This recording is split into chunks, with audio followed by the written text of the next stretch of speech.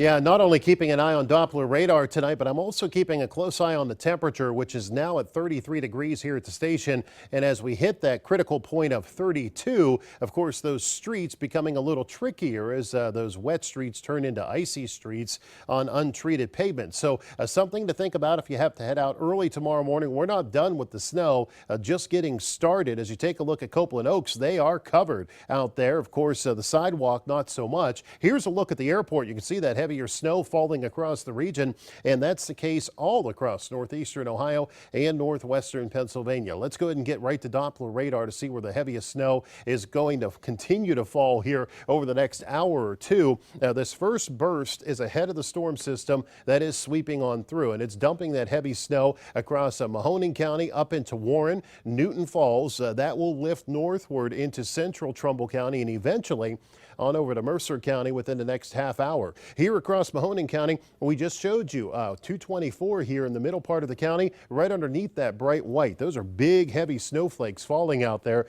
Fortunately for the streets, that temperature still above freezing off to the south in Columbiana County. The heaviest snow is now in the eastern part of the county, moving over toward East Palestine and Columbiana.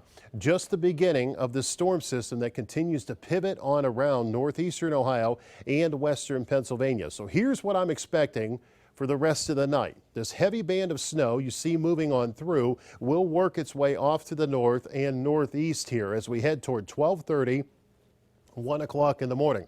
Keep a note, Columbiana County on the southern edge of this. Watch how this wraps up and pivots on around into 2 o'clock in the morning, that heavy snow moving into Trumbull and Mercer counties. And then toward early tomorrow morning, the heaviest snow remaining across Trumbull, Mercer counties, northern Lawrence, and a big part of Mahoning County. And then it wraps back in through the early morning across Columbiana County. So looking at the lightest amount of snow to the south, heavier snow to the north. And by 10, 11 o'clock tomorrow, this snow is going to be pushing eastward fastly. And as far as the temperatures, they're going to stay cold all day long right into tomorrow night when we're heading toward record lows. So here's what I'm looking at as far as snow tracker goes into the morning. 2 to 4 inches possible by early morning. The heaviest snow to the north, isolated spots up to 5 inches here across Trumbull and Mercer counties in northern Mahoning.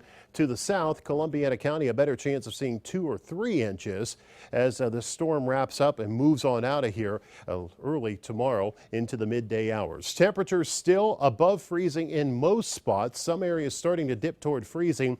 That does include Columbiana tonight and also over in Beloit. Temperature falling to 27. Rain continuing to change to snow, 2 to 4 inches.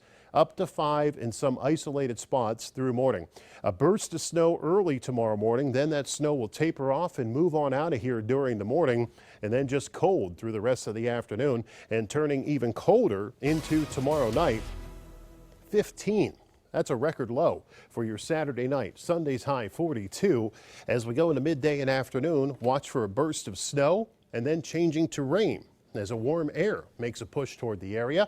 Those rain showers will intensify later Sunday night, looking at heavier rain on Monday, high of 50 degrees. So we'll not only melt the snow, but we're going to dump 3/4 of an inch of rain to an inch of rain on top of that.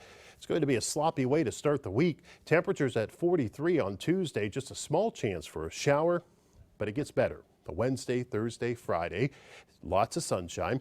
Temperatures in the low 60s a week from today. So it's not a real pretty way to start the weekend, but oh boy, later next week looking great. Right on time, right?